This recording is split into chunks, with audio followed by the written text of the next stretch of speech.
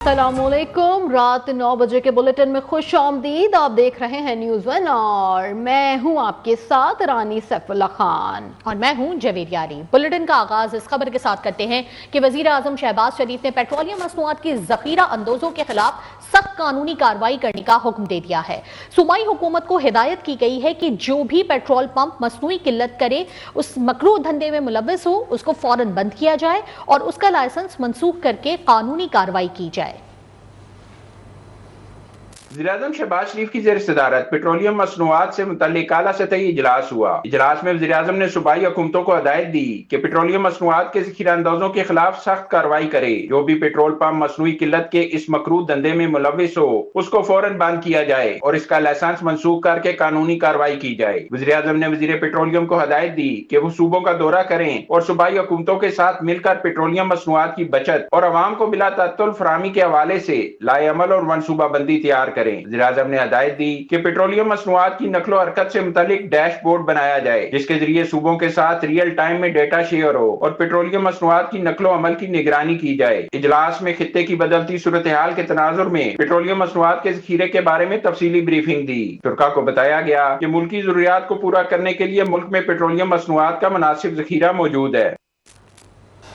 IMF نے پاکستان سے petrol اور ڈیزل فوری مہنگا کرنے کا مطالبہ کر دیا۔ اسلام آباد میں پاکستان اور بین الاقوامی مالیاتی فنڈ کے درمیان ہونے والے ورچوئل مذاکرات میں IMF نے پیٹرول اور ڈیزل کی قیمتوں میں فوری اضافے کا مطالبہ کر دیا ہے۔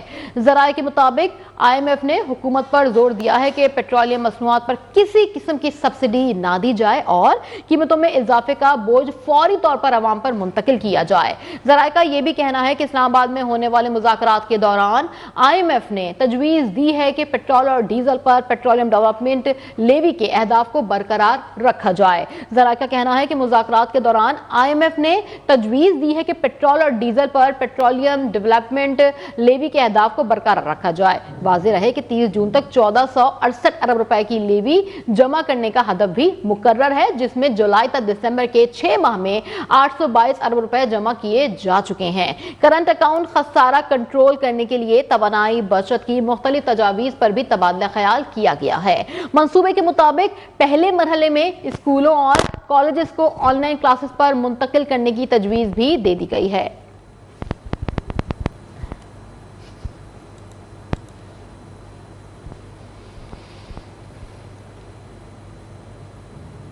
قطر کے وزیر توانائی نے خبردار کیا ہے کہ اگر جنگ جاری رہی تو خلیجی ممالک چند ہفتوں میں توانائی کی برآمدات روکنے پر مجبور ہو جائیں گے۔ وزیر توانائی سعد القابی نے فائنینشل ٹائمز کو دیے گئے ایک انٹرویو میں واضح کیا ہے کہ اگر جہاز اور ٹینکر آبنائے ہرموز سے نہ گزر سکے تو 2 سے 3 ہفتوں میں خام تیل کی قیمت میں $150 فی بیرل تک پہنچ سکتی ہے۔ ان کا مزید کہنا تھا کہ اگر یہ صورتحال جاری رہی تو آئندہ چند دنوں میں خلیج کے تمام برآمد کنندگان کو معاہدے پر عمل درآمد روکنا پڑے گا۔ اگر جنگ فوراً ختم ہو بھی جائے تو قطر کو معمول کی ترسیلات کے نظام میں واپس آنے کے لیے ہفتوں سے مہینوں لگ سکتے ہیں۔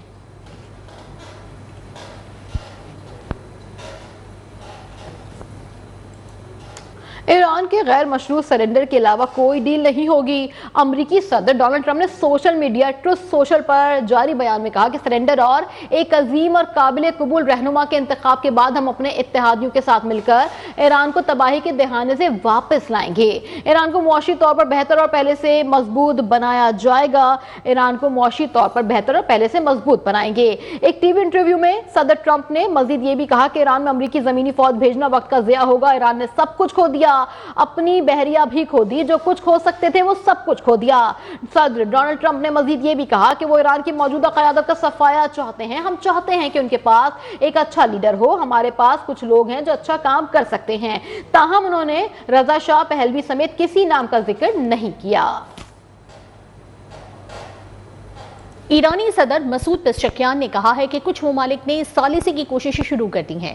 سماجی رابطے کے پلیٹ فارم ایکس پر اپنے بیان میں ایرانی صدر نے کہا، خطے میں پائیدار امن کے خواہاں ہیں لیکن اپنی خود مختاری اور وقار کے دفاع میں پیچھے نہیں ہٹیں گے۔ ثالثی کی کوششوں میں ان عناصر سے جواب طلبی کریں جنہوں نے ایرانی قوم کو کمزور سمجھا اور تنازع کو بھڑکایا۔ خطے میں پائیدار امن کے لیے پرعزم ہیں۔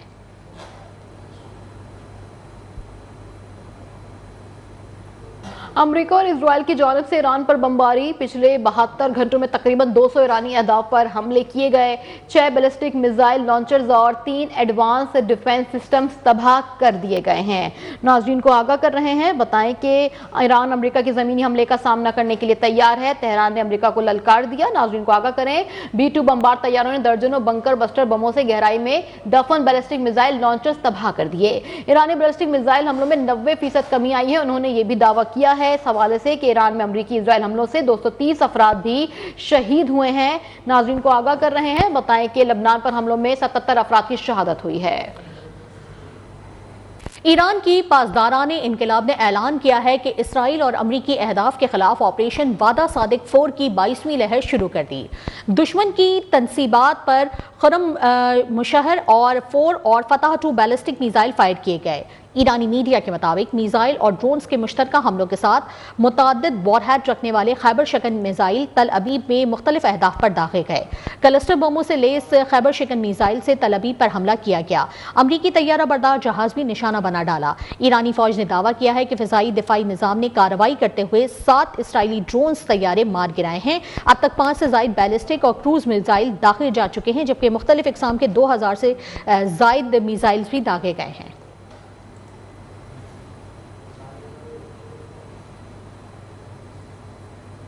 ایرانی پارلیمنٹ کے اسپیکر ڈاکٹر محمد باقر کالباف نے دعویٰ کیا ہے کہ امریکہ کا طیارہ بردار بحری جہاز ابراہیم لنکن نے میدان جنگ کو خیر بات کہہ دیا۔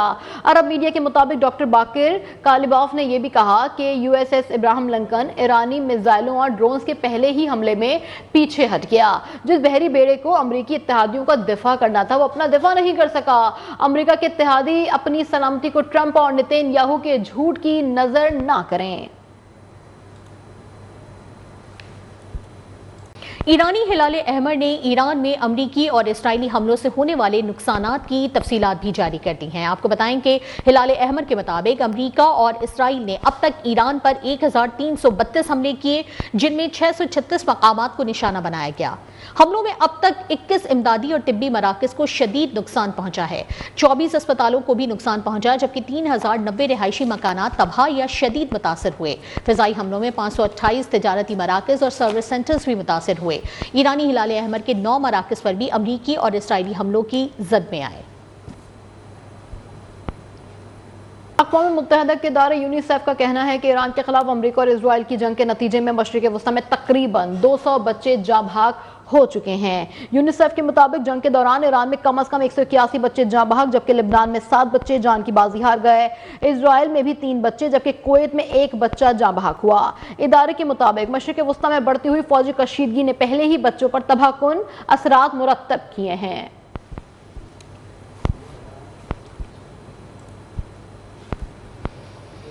امریکہ اور اسرائیل کے سامنے بے پناہ نقصان کے بعد بھی ایران اب بھی جنگ کے لیے کھڑا ہے، یہاں تک کہ ٹرمپ کو پادریوں کے سہارے کی ضرورت پڑ گئی ہے۔ عالمی خبر رساں ادارے کے مطابق امریکی صدر کے دفتر اوول آفس میں مذہبی رہنماؤں اور پادریوں کا ایک گروپ جمع ہوا ہے، جس نے ٹرمپ اور امریکی فوج کی کامیابی کے لیے دعا مانگی۔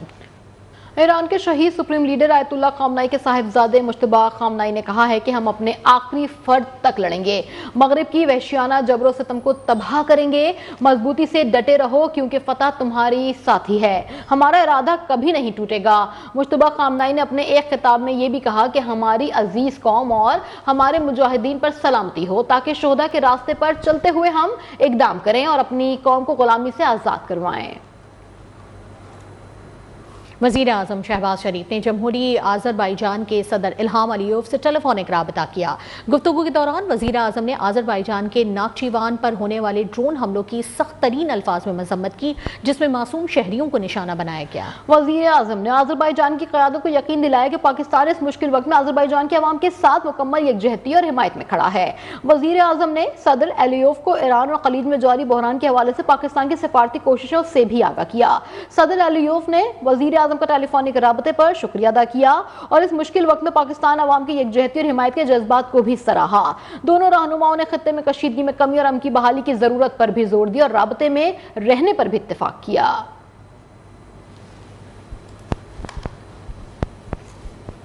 ईरान से जंग के पहले 100 घंटों में अमेरिका को 3.7 अरब डॉलर का नुकसान हुआ।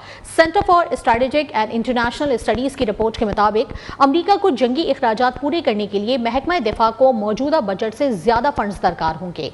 अमेरिका के कम लागत गोला बारूद की तरफ से जाने वाले गोला बारूद की कीमत कम हो सकती है, ताहम ईरान से जंग के इखराजात बहुत ज्यादा होंगे जो मौजूदा बजट में शामिल नहीं थे। यहाँ लेंगे एक ब्रेक। न्यूज़ वन के साथ रहिए। Welcome back. ब्रेक के बाद आपको अपडेट करें, बरू में तबाही के 2 मंसूबे नाकाम बना दिए गए। बम डिस्पोजेबल स्क्वाड ने मेरान शाह पर पुल के नीचे नस्ब बारूदी मवाद को नाकारा बना दिया।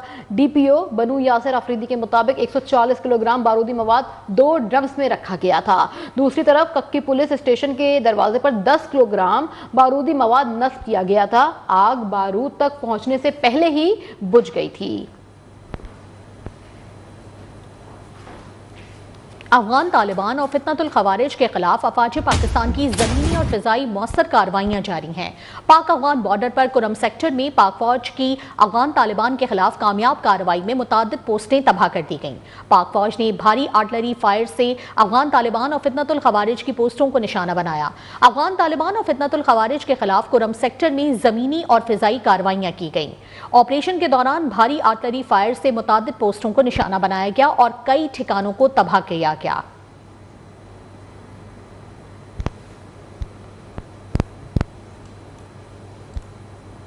वफाकी वज़ीर इत्तलात और नशरियात अताउल्लाह तारड़ ने ऑपरेशन ग़ज़बुल हक़ में अफ़गान तालिबान के नुकसानात की तफ़सीलात जारी कर दी। ऑपरेशन में 527,755 से ज़ायद ज़ख्मी हुए हैं।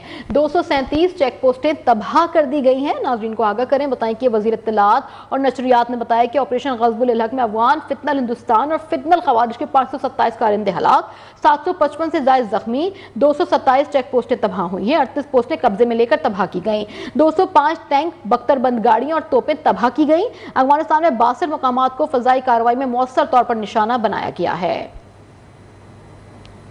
वज़ीर आज़म मोहम्मद शहबाज शरीफ की वफाकी वज़ीर दाखिला मोहसिन नकवी की रिहाइश गाह आमद। वज़ीर आज़म ने मोहसिन नकवी की खैरियत दरियाफ्त की, उनकी सेहतियाबी के लिए नेक ख्वाहिशात का इजहार भी किया। मुलाकात में मुल्की दाखिली सिक्योरिटी और मजमूई सूरत हाल पर तबादला ख्याल हुआ। वफाकी वज़ीर दाखिला मोहसिन नकवी ने अमन व अमान बरकरार रखने के लिए किए गए इकदाम से मुतालिक ब्रीफ किया।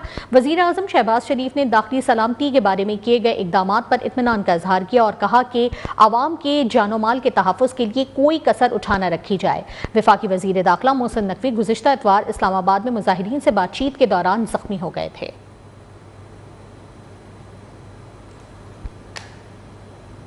वफाकी वज़ीर ख़जाना सेनेटर मोहम्मद औरंगज़ेब की ज़ेर सदारत ECC का अहम इजलास हुआ। ECC ने तालीमी रिलीफ, डिजास्टर फंडिंग और पावर सेक्टर इस्लाहात की मंजूरी दे दी है। एलामिया के मुताबिक बिजली की पैदावारी लागत में कमी के लिए जामे इस्लाहाती पैकेज मंजूर कर लिया गया है। बिजली के गर्दिशी कर्जों में कमी और टैरिफ ढांचे को बेहतर बनाने के लिए भी इक़दामात की मंजूरी दे दी गई है। नाज़रीन को आगाह कर रहे हैं, ECC ने इंटरनेशनल एनर्जी फोरम के लिए 13.1 मिलियन रुपए की ग्रांट मंजूर कर ली।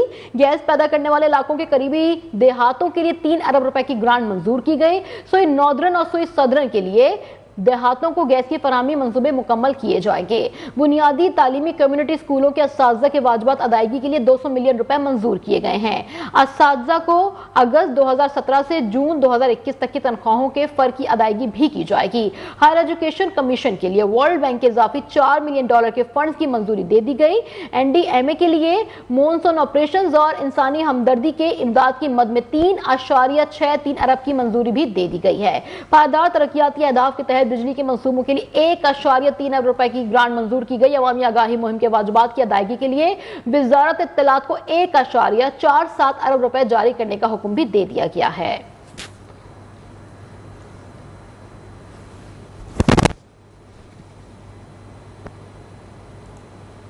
चेयरमैन नैब lieutenant general retired Nazir Ahmad के ओहदे की मुद्दत में 3 साल की तौसीह कर दी गई। वजारत कानून और इंसाफ ने चेयरमैन नैब के ओहदे की मुद्दत में तौसीह का नोटिफिकेशन जारी कर दिया। آپ کو بتائیں کہ نوٹیفیکیشن کے مطابق چیئرمین نیب کی مدت ملازمت میں توسیع 6 مارچ 2026 سے مؤثر ہوگی۔ عہدے کی مدت میں توسیع موجودہ ٹرمز اینڈ کنڈیشنز پر ہوگی۔ واضح کیا گیا کہ گزشتہ روز سینٹ اور قومی اسمبلی میں نیب ترمیمی بل 2026 منظور کیا گیا تھا، جس سے چیئرمین نیب کی مدت ملازمت میں 3 سال کی توسیع کے لیے راہ ہموار ہو گئی تھی۔ Chairman NAB lieutenant general retired Nazir Ahmed کو 6 مارچ 2023 کو 3 سال کے لیے چیئرمین نیب بنایا گیا تھا۔ ان کی مدت ملازمت آج ختم ہو رہی تھی۔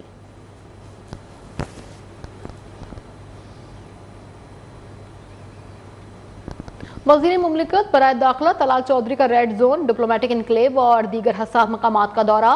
رمضان میں مساجد اور ڈپلومیٹک انکلیو کے سیکیورٹی انتظامات کا بھی جائزہ لیا گیا ہے۔ ناظرین کو آگاہ کر رہے ہیں اس حوالے سے، بتائیں کہ وفاقی سیکرٹری داخلہ، چیف کمشنر، آئی جی، ڈپٹی کمشنر اسلام آباد، رینجر اور ایس پی کے اعلیٰ افسران بھی ہمراہ تھے۔ وزیر مملکت برائے داخلہ طلال چودھری نے سیکیورٹی انتظامات کو مؤثر بنانے کی ہدایت کرتے ہوئے کہا کہ اسلام آباد میں امن و استحکام برقرار رکھنا حکومت کی اولین ترجیح ہے۔ وزیر مملکت برائے داخلہ نے اسلام آباد پولیس اور دیگر سیکیورٹی اداروں کے بہترین سیکیورٹی انتظامات کو بھی سراہا۔